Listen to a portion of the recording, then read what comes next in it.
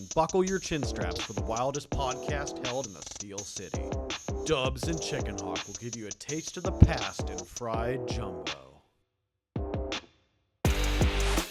All right, welcome. Episode, is that Big 4-0? The Big 4-0, kid. You're Big 40, number 40. Number 40 with Mr. Max McDowell. Yeah. Aren't we blessed? Max McDowell for old ex-Norwood Knight, huh? Norman Knight, graduate of Norman what Knight, year? What year? 2012. 2012. Wow. Over, what is that? It's over 10 years. Is that 13, 10 years? 14. Yeah, we had our 10-year reunion. They I was kinda going to say, rushed did you through make it. any kind of Make you scene feel there old? or anything? Yeah, just feeling old. But I will say I loved high school. Yeah. I was the high school, live it up. Have fun. Had fun, loved friends with a lot of people. Most of my best friends are still from high school. Oh, great. Nice. Yeah.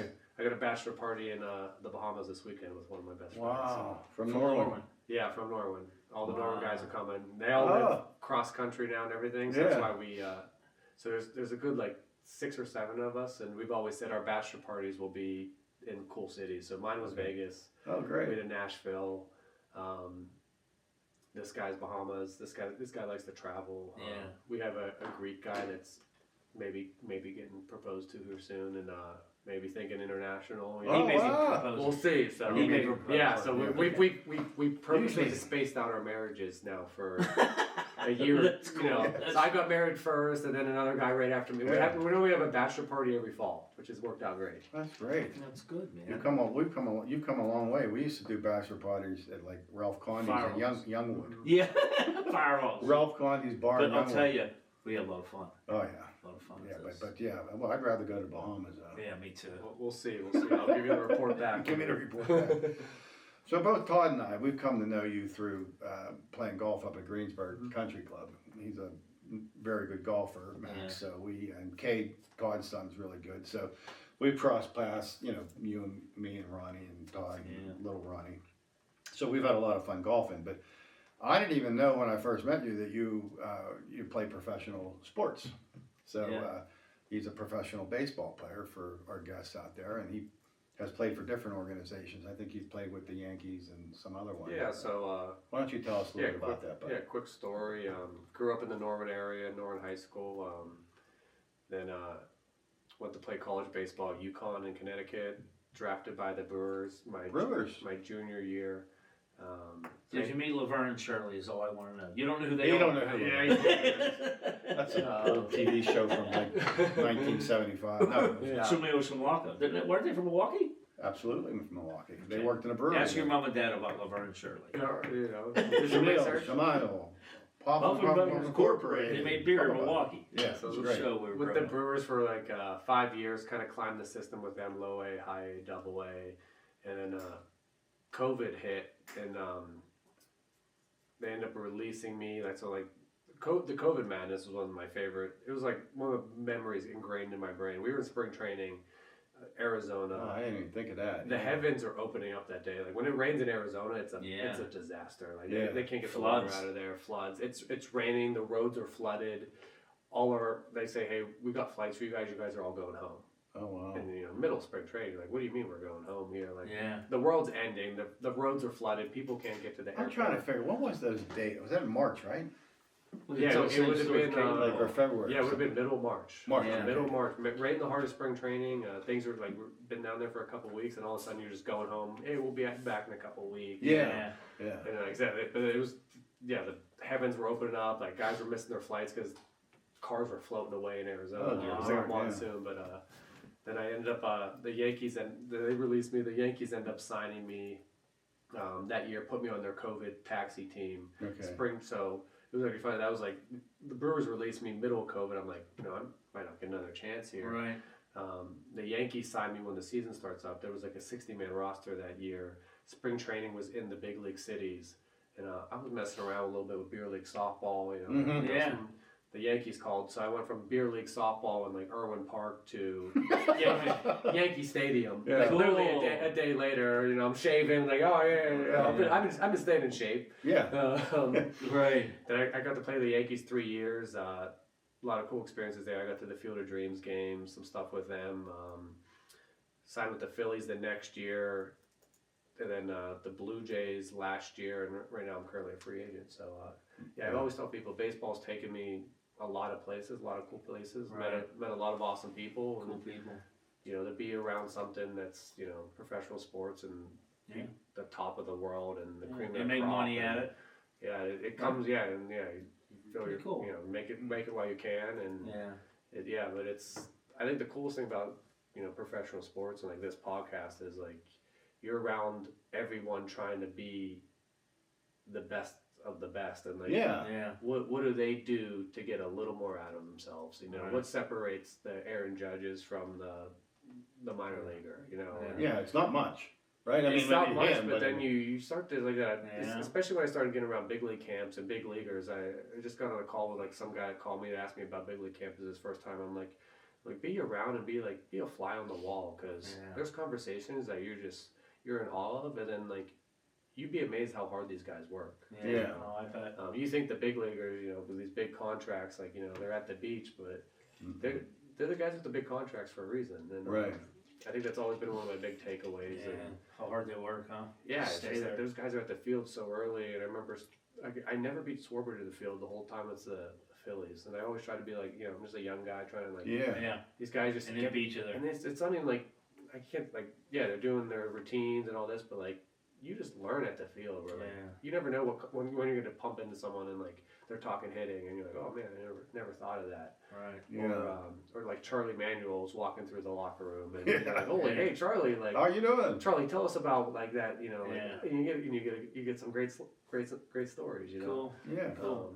Now in COVID, I know my son was playing college ball then, and they were down south, right in the middle of COVID, and they had a couple games. And then they start hearing about this COVID thing, right? But they're down south playing for spring ball. First game, they're shaking people's hands at the end of the game, blah blah blah. Second game, COVID, they're like, okay, we're gonna get in line, but you don't shake their hands. Third game, okay, we're not gonna do the line thing. And then fourth game, they're like, everybody got to go home. Yeah, It was crazy. the things we did, And it's quickly evolved. But did it happen like that in pro sports too? They just said everybody got to go home. It was even like they said, it was Armageddon. Like rain's Yeah. falling. Like you literally they said like, hey, you guys are flying out tomorrow. We have a flight for you tonight, and you got to go home. You're out of there. Like it is like you threw everything you had in a bag. Like and like, oh, you'll be back. Some guys left their stuff there. Like, oh, we'll be back in a couple of weeks. Like, Oh yeah, right. You weren't. Well, that's what they were saying, though. They think, oh, it was going to be a couple weeks, and then it was going to be by Easter, and then it was by summer, and then I mean that time in our lives was crazy. I couldn't imagine your time and Cade and all that. They were in college, or you're in just starting in your career, Yeah, I thought one of the coolest things from the experience is I was in New York for spring training, like epicenter, New York, like hit the hardest, and it was 4th of July. We had just gotten there for it was called spring training 2.0. Oh really? And it was no fans. We had Yankee masks. That same thing, like that same year, COVID. Yeah, it was like they were like, hey, let's give them some baseball. So we played a 60-game season, but it was actually my favorite year of baseball. So I was on like the taxi team where there's no minor league, so they were only allowed. They didn't name a 60-man roster, so only those 60 guys could play for the team that year. Right. And I was in New York at the hotel for 4th of July, and I look out the window and New York, like the spirit of New York. And 4th of July, I looked out. I think it was in Yonkers, at a hotel, like just outside of the Bronx. The skyline was just lit up with fireworks. Like New York had kind of said, like, hey, like. We're gonna take a break. We're moving past this. Like, we're gonna have some fun. Yeah, and I thought it was one of the coolest things. I just sat in my window and like it was. You couldn't not see a firework any part of the horizon, and I was like, yeah, New York's like, getting past this. They're trying to. Yeah, one of my favorite years of baseball. There was no games, so there was the big league games. 0 fans. They had cardboard cutouts. Yeah, that's right. They were pumping in crowd noise. Oh, okay. I was wondering what did they do? It was, and then they had these taxi sites. So like the minor league were like, so mine was in Scranton where we weren't allowed to go to any restaurants, not allowed to bring anyone to the field. They had our meals prepared there. You literally just went to the field, like hit BP, like, and you do like live at bat. You didn't have enough players to like field a game. Yeah. But we were allowed to golf, so you wonder. I wonder what the hell you wonder how it happens. Yeah, you got good pretty quick. Well, Chris knows well. Cade was a freshman when that, and he was at Cal State, and he was starting, so he was doing well. But you know what happened? That hit. He came home, and Florida was still open. Remember? So my brother's down there. He goes, why don't you come down? So we went down and golfed. Kate started golfing more, and then he started playing golf in college. Yeah. And he says, I'm leaving baseball. I'm like, you're what? What a great game. I joke around, I'm a happy-go-lucky. I'm just a golfer stuck in a baseball body, you know? Yeah.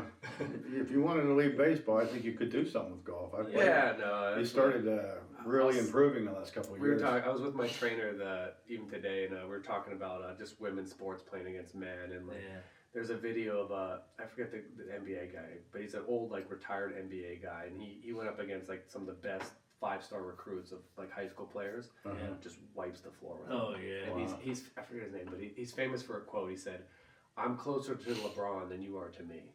Wow. And, yeah. People joke around with me playing like professional golf. Mm-hmm. I have such an appreciation for professional sports and how good these guys are, just from our level. I realize how far away I am on the golf end. Yeah. You know, because how far away people are from me on the baseball end. side. Like, you know, there's high school guys like, oh yeah, I can do this. I'm like, you can't do it for 6 months, for 10 years, and you know. Yeah, like, 10 years catching. You're a catcher. Yeah, I'm a catcher. I mean, I couldn't imagine being 10 Well, they keep catchers around long, especially if you're good defense and you can teach kids, right? And teach yeah, pitchers it's and all that kind of stuff. like a manager on the field. Right. And, it's just, you know, I've been blessed with like a good body. I've been healthy. Pretty healthy. I think this body's kind of made for a beating, and never had a broken bone in my day. That's good. So knock on wood. But I've had a few surgeries, but they're all off-season surgeries. And like I said, you have to look back on like your career, like how did I get here? It's like, well, I've been lucky to be, you know, how a lot of careers get derailed. Yeah, Oh yeah, big time. We were talking about that earlier. Especially in golf too. A lot of them get hurt. Yeah, it's just it's hurt or mental or like a crazy girlfriend. You said I've been around there and seen so many guys like, or it's like there's so much talent. Especially this time of year, like this off-season time, or like, you know, you leave the season, you're having a great year, but like if you don't have a really good like routine at home and like, hey, I work out here, I go hit with this guy, like it's easy to get lost in like day-to-day life. Yeah.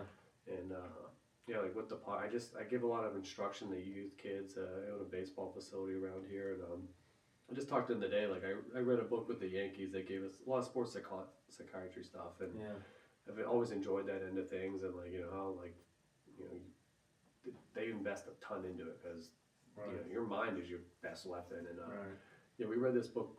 I think it was right after COVID. It was Russell Wilson's actually sports psychologist. I think he passed away, but the book's called "It Takes What It Takes," and the quotes always stuck with me. We used to have to like have a book club, like a Zoom meeting with all these other catchers. Like I had chapter 6, and like you share your section. The eye wash, I was spraying in my eyes. I'm like, come on, coach, like, you know, what are we doing here? Like I'm, you know, but I love the book. I haven't read many books because I can't say I'm a reader, but. Yeah, it takes what it takes, and essentially my takeaway from it was, you know, you have a goal. I want to play in the big leagues. I want to, you know, make millions of dollars, and everyone should have a good idea of like whatever their goal is and what it takes to get there. Right. Are you willing to do what it takes? And that's like, hey, Max, we're going out. Like I practice in the morning. Like it takes what it takes. I need to be ready for practice. Like for me, it's always been like I needed to gain weight. I need to gain size. I need to be in the gym. It's like, you know, I got to be eating. I got to, you know, when I was growing up, it was my sophomore year. It was 4 double cheeseburgers a night of just calories, and two of them would go down pretty good. Yeah. The third one would be like, this is getting a little cold. The fourth one would sit on my bed, just staring at me at night. Right. You know, I was just telling this kid tonight, and like, I was like, I didn't enjoy eating that. Right. But that's what it took. And I put on 30 pounds my sophomore year. In high school. And it wasn't until then that I really became a good baseball player. Right.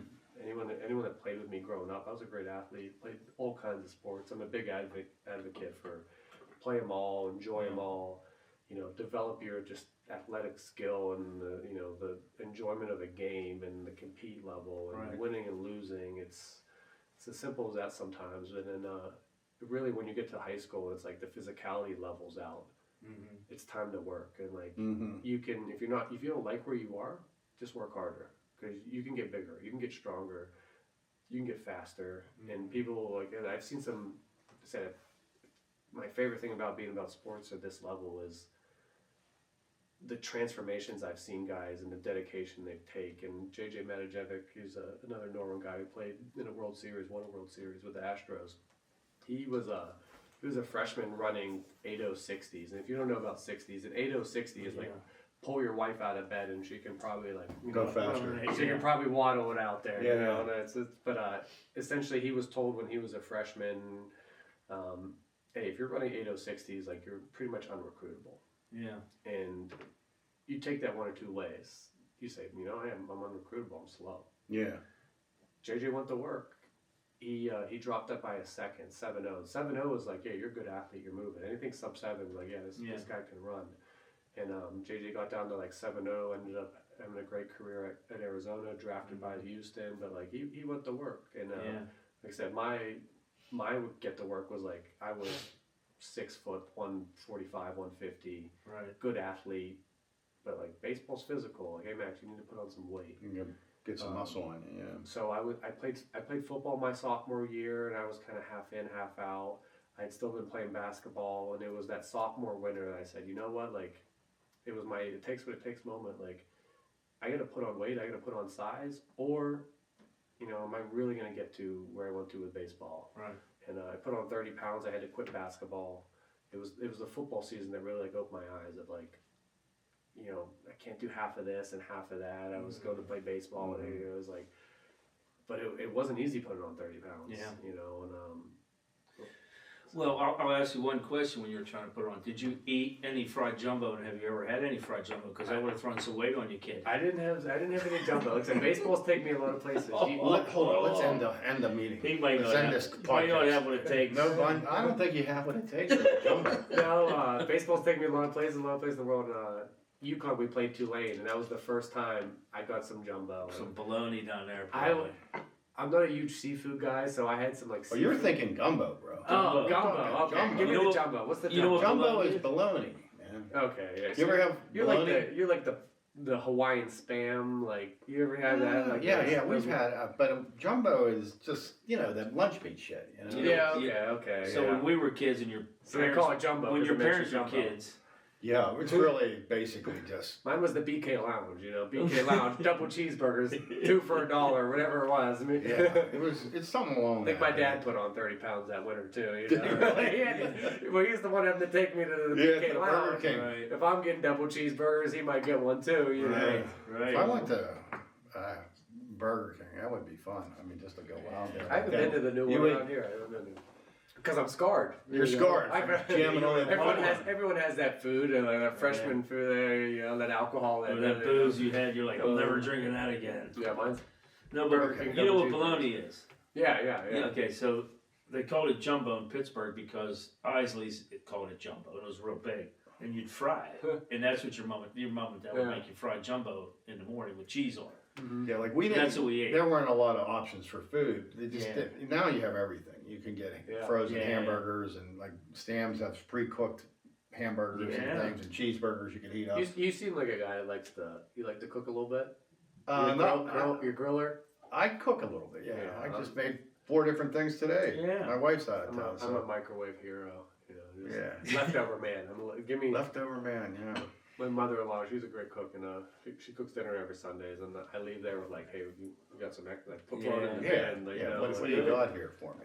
That's good. Yeah, but fried jumbo would have thrown weight on you. You just Yeah, didn't know about jumbo it. is it's a lost thing, but that's why we call it this because when we grew up, that was the big food. That's what you lived off of. Yeah, Basically, it's a fried- giant bologna or a giant hot dog, and they cut it up and would It's fry Yeah, it's interesting. It is good though, it. It is good stuff.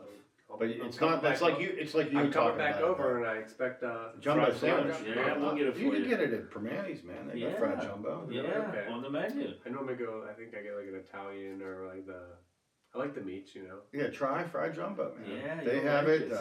You ever go down to that place in Export? What's that called down there? Yeah, Jiggers. has Jiggers it. Wings. They have fried jumbo. Someone I ran into at the gym was telling me they have fried jumbo somewhere that. So when you were the parents- Triangle. Oh yeah. You know the place in Yeah. is it Swissvale? Yeah. The Triangle. They have fried jumbo. Yeah. Yeah. Triangle. How It's about on it's on my radar now. Your mom and dad definitely had it when they were kids. They might not have liked Here it. I am thinking gumbo and sea No. legs looking at me. And, you know. Yeah. I was like, what the hell are these guys doing talking about fried like gumbo? Louisiana. You know? It's like, No, this guy down south, Chickenhawk. Where'd they drag him out of the golf? Yeah. Jumbo's a Pittsburgh thing back when we grew up, and It's like poverty food. we had the oldest Steeler in the. So it is a Pittsburgh thing? Yes. I'm all things Pittsburgh. I love Yeah. it, like, Yeah, you know. It's all Pittsburgh. it's all. food. That's the only people know Jumbo. They'll know it as bologna in Pittsburgh. Okay, if it's a You know, Pittsburgh thing, I'm Jumbo. in now. I'm in. Yeah, Mr. Priyanko, he played for the Steelers. He's the oldest living Steeler. Mhm. We had him on here a couple times, and he still eats fried jumbo every day. Every morning of his life. Every Staple. morning. 3 pieces. He's He's 90. gonna live till he's 150. He's 93, And it literally is true artery clogging Yeah. food. I mean, Oh, it's yeah. like a killer. But hey, but he's 93 because So- his mom made it when they were real poor, so, and he still has it today every morning. yeah, it's great. Isn't that crazy? I'm in. So that would have put weight on you. That's kind of how I deviated to that. All right, I had a couple questions for you. Yeah. Before we go to your childhood, when you were on these major league teams, help me understand how many total people get a chance, you know, from A all the way to AAA, and then the people in the major league. How many? Is there like 35 guys on a roster? How many people are on a roster of a team? Yeah, baseball, it's 25-man rosters. So 25. you get So maybe you got 2 catchers per team, like 5 or 6 like 5 infield. Like there's normally like 10, 11 position players, and then like the rest are pitchers, bullpen. Like, Oh, Right. The so rosters are 25, tight. including the pitchers. Yeah, the rosters are tight. Where like So a 25. big league roster carries 2 catchers, Yeah. where it's like you have In case one- somebody gets hurt. and that's like one of the very few positions you have like a starter and a backup. Normally you have like right. you know your infield lineup, and that's why it's such a grind of a sport because you're playing every day. Yeah, You know, if it's you're too much. if you're a position player, you don't see those guys like Yeah. they're taking a day off when it's like night to day. Right. You know they're playing a 10 a.m. game or whatever it is. And Yeah. So there's 25, and then there's 4 different there's normally things. there's normally like 3 guys on the bench.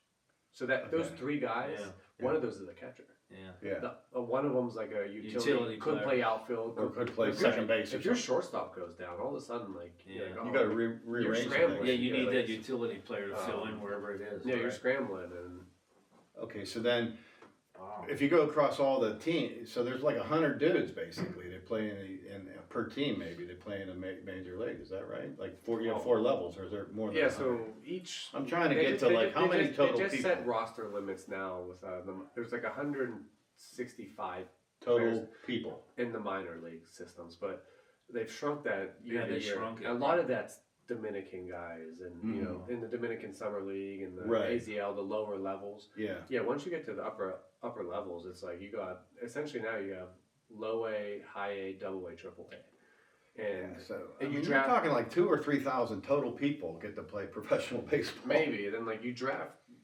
30, 40 rounds a year, where like every That's guy insane. you signed, you're releasing someone else. Yeah. Right. Most guys' careers are Short. 2-3 years. Yeah. Of like, hey, we'll give you a chance. Nothing special there. You know, Yeah. you got to give this guy a chance. And there's only so many bats to go around.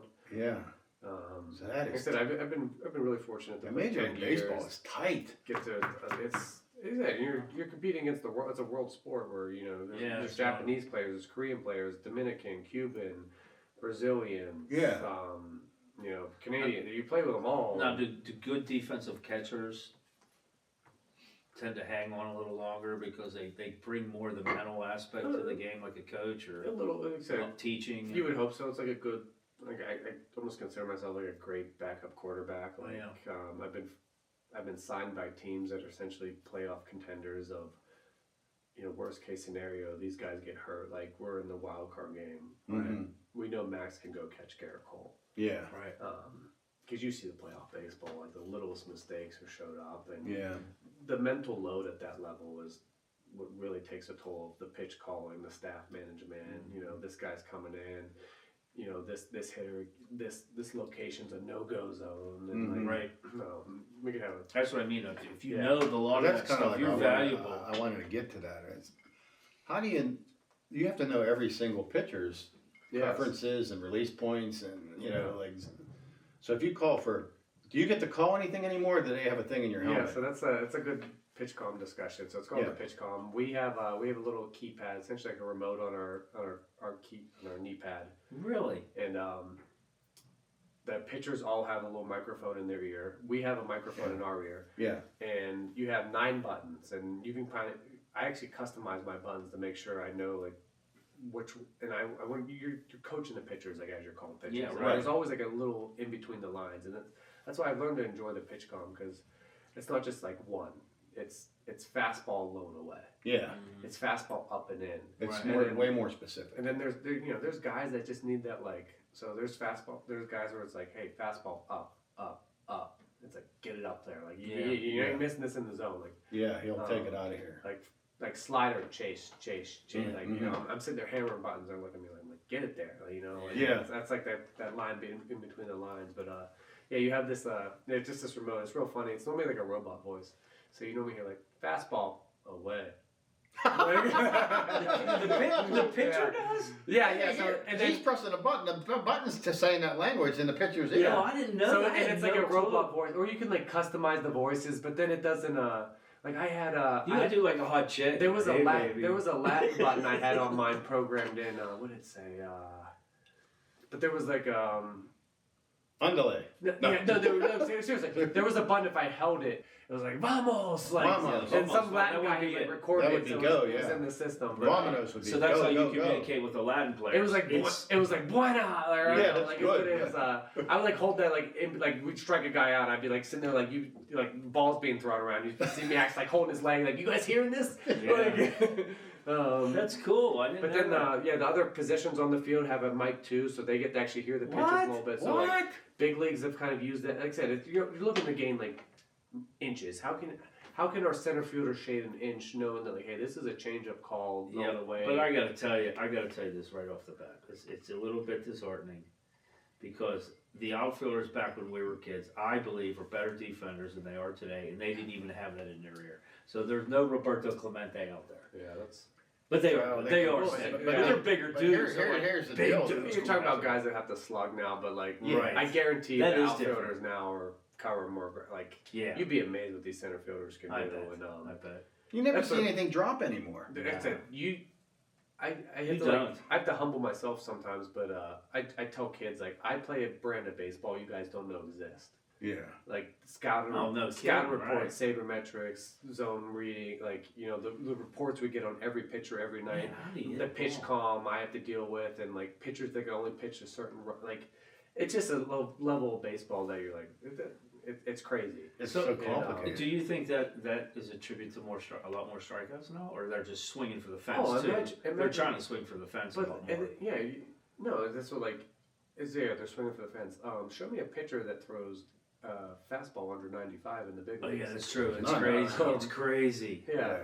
Nolan Ryan was really cool, but now we have 1 through 5 starters that are Yeah. essentially Nolan Ryan, and then you have bullpen guys that are Aroldis That's Chapmans. That's Yeah. another thing. A lot of guys would try to go 9 innings. That was a big thing when we were kids. Yeah. Pitch And- complete and game was like I said, big. that's what It I was think. different. I mean, there Yeah, were people totally like different Rick sport. Ruschel had not a body, a muscle on his body, but he threw 75-mile-an-hour curveballs. Curveballs, yeah. They would throw that. They would hit that so damn You far. know, out of the planet. I would be licking my chops. It's like, 75 like, an hour, right? like, you think this is hard? Like, Yeah. that's what but like you say that, but like I mean, it's different era, different like. Yeah. But yeah, the brand of baseball that's like out there now, like it's sports as a whole. You guys see Every it now. sport. Like high school athletes are bigger, faster, stronger. Yeah. So then the college recruiting's big, like, and then that all translates to professional baseball. Then you get to professional baseball where it's like information overload. Where Yeah. I teach a lot of hitting and this and like same thing. Like I know too much about hitting, where I get biomechanic reports, like Yeah. it's like a lot of that's like, hey, how do we keep this simple? How do you let the athletes be the athletes? Yeah, that's how do you let hard. That's there's really a lot hard. of professionals. I've seen more guys get lost in the sauce where it's like, there's just so much information now. And we have, I mean, you guys are like, you don't even know this technology exists. No, I had no every idea. one of our No, game neither. has Hawkeye systems that, What's a Hawkeye system? so they use it in tennis that does the, how do you do a millimeter if that ball's in or out? Yeah. The Hawkeye systems in baseball track every biomechanic, ball, player reading. So, just for example, like I have a biometric report from this year that says like, all right, my hips are loaded at this degree, my bat angle's here, my stride average length is here, there. Yeah. This Oh is my my goodness. this is my tenth of second per pitch timing to when I trigger, Mm-hmm. and it's a 10-page report. And you can look through it and say like, oh well, this is why I struck. You know, it's just Like, like it can confuse you. I was gonna say, and then you you get- start changing shit. But then it's like then you have every infielder tracked. So every movement on the baseball field is tracked at that level. Wow. So I get like receiving's another good example. Like receiving, I get like that's why I've hung around. I'm one of the elite receivers in baseball, and What does that mean to me? Receiving, so like I'm catching the ball. stealing strikes. What? So were every you, and were like you what like- does that mean, right? were you positioned? Well, I know because Every- Cade was a catcher. every pitch is essentially assigned a value where like Mhm. that pitch crossed the zone at this spot with this movement profile. They have, you know, bebop boopop saying on average that pitch is called a strike 43% of the time. I see. I get it called a strike, I get 0.57 points essentially. Mhm. So they grade you like And you do that right? over 200 pitches, you know, this one was a 10%. So this they one, know how good you ooh, are, lost right? a 90%. Like, Mhm. and that's Right. like, that's the bebop boopop of it. Okay. Wow, that's crazy. And like I said, that's just the catching side. But then I get my catcher's depth, you know, so like Right. how close I'm setting up to the hitter, where am I Mhm. catching the ball? Oh, Like jeez. I said, the Hawkeye systems have been like it's one of the big things being levered in the big league level now of the biometrics, and they show the hip shoulder separation of pitchers at stride. This guy's stride length is this and that. Like, hey, if you added 2 inches of stride length, we think you would be like this much more deceptive. Like, and you Mhm. have these guys that have never played the game telling like anyone like, oh, like, hey, look at your range to your glove side, but you see how much you give up to your backhand side. If we can just improve your backhand side, you're a +3 WAR player now on the shortstop position. You know, but that's worth $1 million. You know, it's Wow, that's it's- crazy. like I said, that's the game now. Where I just joke with people like, oh, how you played this long? Like, well, people like the guys who signed me, like I'm just a stack of numbers. Yeah. You know, Yeah. hey, this is this guy's numbers. They're Yeah, that's looking a for a good Is, certain. is there value here? Yeah, that's crazy. And, it is. It's a brand of sport you guys don't even like. No, I had no the idea. common of any of public it. wouldn't even know exists, and like I No, I just got a great name job and eat a hot explaining it. dog, and I expect Oh, to see yeah. someone hit a home I run. gotta be honest with you, I don't like hearing it. It So- just takes does it take the fun out of it But for that's you? what- The looseness, the athleticism out of Like it? I said, so I tell all the kids I coach. There's 2 guys in the big leagues. Mhm. There's guys that are really freaking stupid. Yeah. I see ball, I hit ball. Like, Yeah. I'm really good at it. All right. Yeah. And there's That guys might that, be your Aaron there's Judges. of the there's world. guys, the Ryan Brauns, the Mookie Betts, Yeah. the Yeah. Judges. There's guys that have really freaking figured it out. Like this is what I do, how I do it, when I do it, Huh. my routine. This is the drill that helps me here. That Mm-hmm. and then there's all the guys in the minor leagues caught in between. Yeah. They think they're smart, but they haven't figured it out yet. Or you know, like Yeah. or in the sense of like they're not dumb enough to just Yeah. keep it simple, Yeah. That's but what, they're not smart enough to have figured it out yet. And Yeah. it's just it takes a lot of time to figure out. You see it a lot of professional golf, any professional sport. Yeah, Yeah. golf is like that. A lot of Yeah. golfers that are really Exactly. good get in their head And- because they're looking at all those mechanics. And Oh, they don't make it because they can't you stay see relaxed. guys like Ricky Fowler and like that. Oh yeah. Why I've been able to like maybe get better at golf because you learn this mental aptitude through professional sports. And Yeah. I go back to that like original thing I talked about that he was a random NBA player he was a big white dude and he said I'm closer to LeBron than you are to me. Yeah. And like you start to dig into that quote. That guy is so good at basketball and he Mhm. knows it. And he's Yeah. like that's why he's closer to LeBron. The difference between like a college player and a professional player. Yeah. They say you hear me like a lot of college players I talk about like, hey, you know your depth here, like what's your bat angle, how's your spine separation, like what's your power outputs on the force plates you're using, the force plates. yeah. they're- It's a brand of baseball they haven't been exposed to yet. Yeah. And Right. a lot of guys get drafted and get into that system and it's really overwhelming. I would think it I would can be. see. That's what I'm saying. You take like the athleticism out because you could get caught in Yeah. your brain, Oh, it's like I said, overthinking everything. now I'm kind of like a veteran where like I have to talk to a lot of young guys, young pitchers like, Yeah. hey, like, I see you up there thinking you're trying to sit there and do this, but like, the name of the game is still like you get outs, you get Bring it to me. you get hits, Right. like you just Yeah. perform. Yeah. Yeah, there's a lot of information being supplied to you, but Yeah. the problem is now you have so many people, like so many organizations, like this is big time money being invested in. Like, how can we make these guys a little better? That's crazy. And you get it from like the strength and performance. You have Yeah. nutritionists. You have PTs. Then you have hitting coaches. You don't just have a hitting coach. You have a biomechanic coach. You have there's like 3 coaches at each system that like, Wow. hey, this guy just does the Hawkeye biomechanics. He's just a nerd. Yeah, He he's not even knows baseball. nothing Not about even an baseball. athlete. He just tells you that like, hey, the average big leaguer stride length is here. Yeah. His hips and shoulders are landing. They here. take all the data and tell you And what you they. see it a lot at yeah. golf, like all these guys. You hear Rory like, Oh. "Oh, I'm working on this with my swing." Like, Yeah, well, he- you're the best in the world. Like, what are you working on? Like, just be. Well, the goal, I mean, You know, it's unbelievable. They come with the suitcase now to the Mm-hmm. range, and they just set up their basically what do they call it? launch monitors. Right. It's what's it called? I'm drawing a blank on it, but Yeah. every one of them has their own launch monitor, and they get up and there's a computer attached to it, and they start doing. The only one I saw that didn't do it was Tiger Woods, at the Masters. But every one of them, old school. yeah, he just came down, and they're like, you see him looking at the machine, and then they tweak her grip a hair, and whatever they got that day, the machine tells them, Mhm. it's going to be a slight fade today.